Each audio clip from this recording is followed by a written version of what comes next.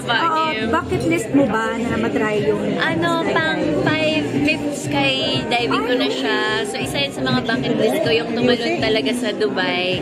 So, ginawa ko siya bago umuwi kasi masikip na talaga yung time. Pero, pinilit ko talaga. Nag 7 AM jump ako. So, okay naman. Tapos magkahapon nun, umuwi na kami. Ano susunod? Susunod? Sa bucket list mo? Bucket list ko? Hindi ko pa alam. Kung ano na lang, kung ano-ano yung nandyan, i-go. Basta adventure. Dyan na naman si MJ. Din yung mayon kahapon.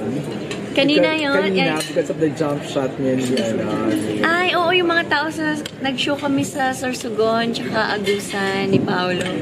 Masaya naman kami.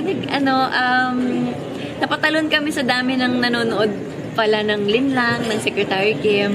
Parang punong-puno yung buong plaza pag nag-perform kami. So, parang sinasabi kasi daw nila, pati daw yung mayon nakisang-ayon sa Kim Pao. Hoy! Ganun ba yun? What's your reaction on that? Hindi ko alam.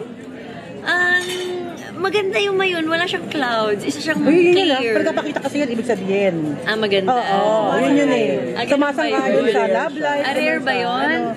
Diyos ko. Ano lang reaction about that? Rare? Oo, rare. Oo, totoo. Hindi ko alam. Baka rare. Hindi ko alam. Baka nagkataon lang. Pero at question lang. Kamusta na kayo ni Pao? Yung friendship nyo, yung... Okay naman. Ang dami naming ginagawa lately na magkasama. And then, marami din kaming show. So, sobra kaming very happy and overwhelmed sa natatanggap naming love, support. Nakilala mo na ba siya, Kim? In what way?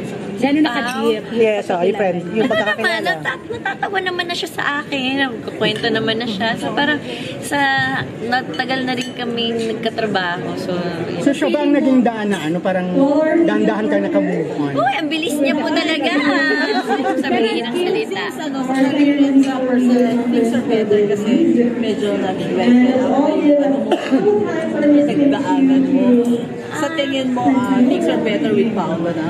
Grabe naman things are better. Siguro po na kataon lang na okay yung mga nangyayari lately, and then yung mga blessings ay dumarating naman na hindi inaasahan. So, parang masaya naman. Pag any work, nagka-hangout din yun? Hindi naman lumalabas ng bahay yun. Hindi lang kasasalang sex especially for you. Hoy, alam mo ikaw? Hindi, ba't di kayo lumalabas? Hindi kayo lumalabas yung... Ay, hindi. Busy din po. Sobrang busy din po. Kaya, hindi rin talaga. Pero King, sa